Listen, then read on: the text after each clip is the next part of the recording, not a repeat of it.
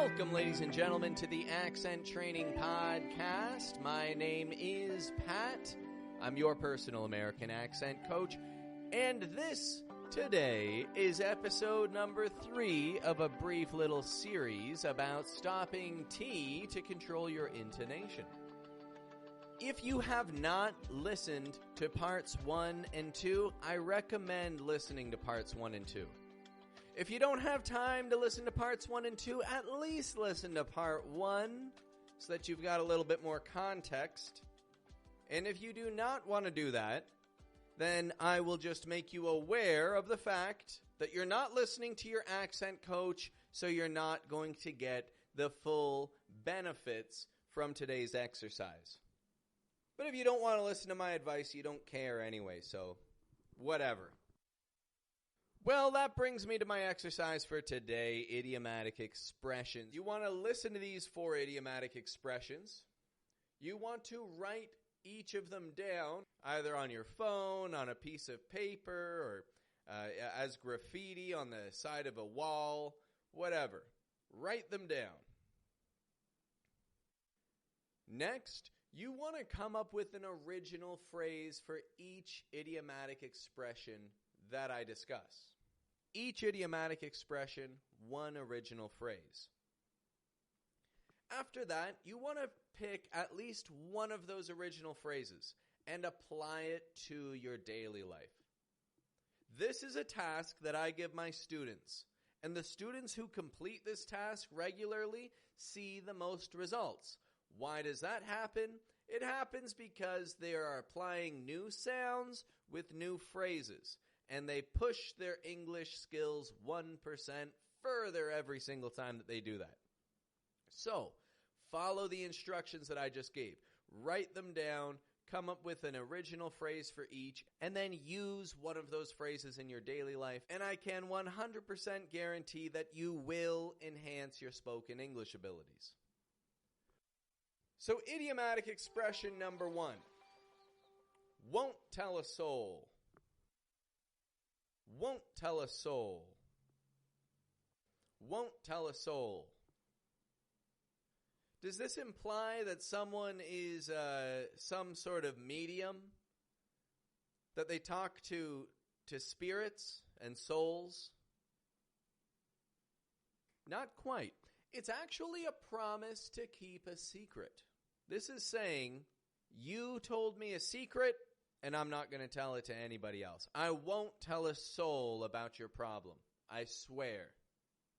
I won't tell a soul. Repeat that back to me. I won't tell a soul about your problem. I promise I will keep your problem a secret. Like I said, write that down. Come up with your own original phrase using it, and then try to use it in your daily life. Next one up, couldn't care less. Couldn't care less. This is saying that something is unimportant. I couldn't care less what they think. I'm wearing this. I couldn't care less what they think. I'm wearing this. It's a very confident thing to say, right? Like you're going out dressed up as a duck. I don't care what they think. I'm wearing this. I couldn't care less what they think. Again, write that down. Come up with an original phrase. Use it.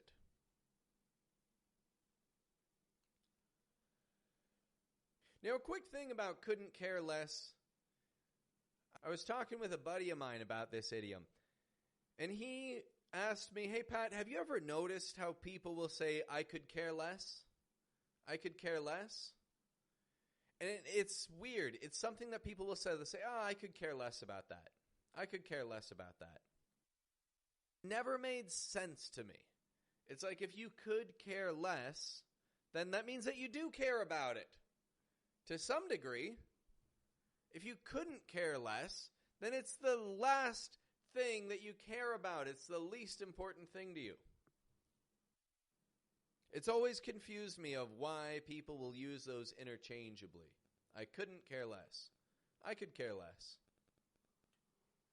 The reason I say this is because you may hear people say, I could care less. I could care less about that. And I just want you to know what they're really saying is, I couldn't care less about that. Why are they mixing those words up? I have no idea. I remember I myself was like 12 or 13 years old when I noticed that people are saying I could care less when they're trying to say I couldn't care less. And I've never understood it. I just wanted to bring it to your attention. Just bringing it to your attention. Next idiomatic expression. It isn't rocket science. It isn't rocket science. This is like saying a task doesn't require an expert. A task doesn't require an expert. You don't need to be Elon Musk to figure out how to change a car tire. It isn't rocket science. You don't have to be Einstein to learn to use a final stop T. It isn't rocket science.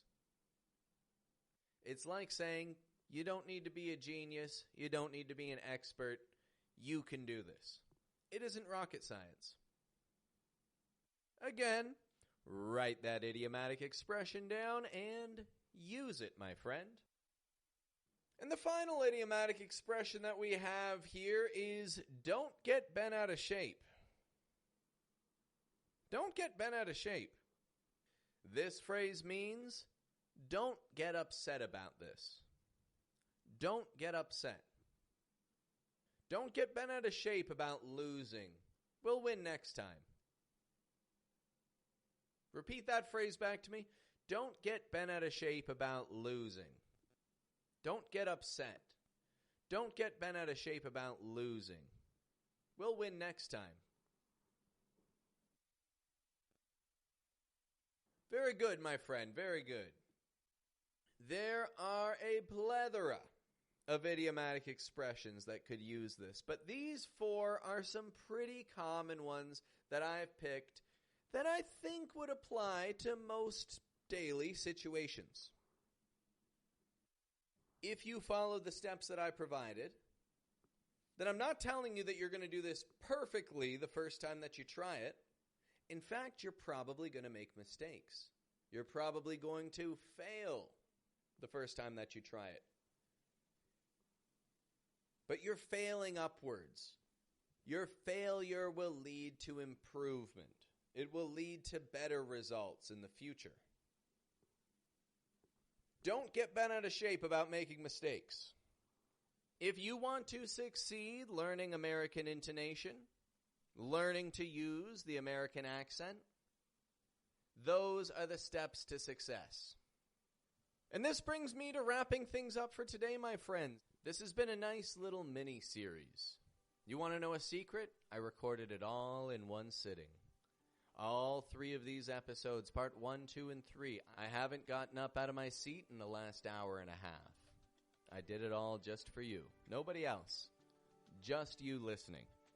So, if you want to show some appreciation, make sure that you hit subscribe to the Accent Training Podcast on whatever podcast app you use to listen on.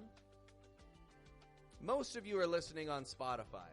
I know that because I can see the stats. Most of you are listening on Spotify. About 60% are Spotify listeners. A good chunk are from Apple Podcast. And then there's like 1%, 2%. There's like a million podcasting apps out there, it seems. I agree with listening on Spotify. I listen to podcasts on Spotify myself. Music, Spotify. I make playlists on there. So thank you very much for listening. I hope that you've enjoyed this brief little series about intonation. I will have more content on intonation coming out in the days to come, and many more lessons for you to learn from. But for now, have a good one, folks.